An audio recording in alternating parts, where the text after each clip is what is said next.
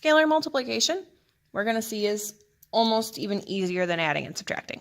So this type of multiplication is when we have a number out in front. We'll find out later on this unit we can also multiply our matrices, but we're saving that for another day. Today we're just focused on one number times a matrix.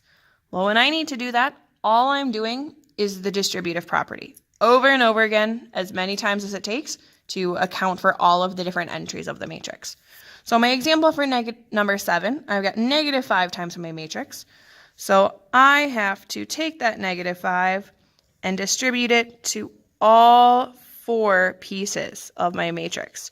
Doing so is going to give me a matrix that's the same size, because we're going to have each of those pieces give me the new answer for that spot. So what I mean by that is negative 5 times negative 3. Well, we know that's going to be 15. So since that was the upper left, that's going to be the new upper left term.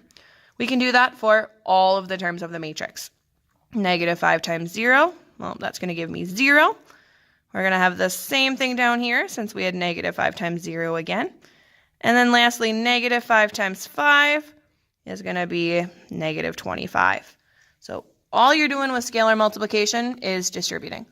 It doesn't matter the size of the matrix. There's nothing that we have to check like there was for adding and subtracting. We're never going to have an undefined option because we can always multiply by our scalar since all we have to do is distribute. So there are 2 more examples that I want you to try. Be careful with number 9. There is a variable on the outside, but you're going to treat it the exact same way. Just think about, what does it mean if I'm taking y times y? What would my answer give me? Try those 2 examples, then go ahead and check your answers on Schoology.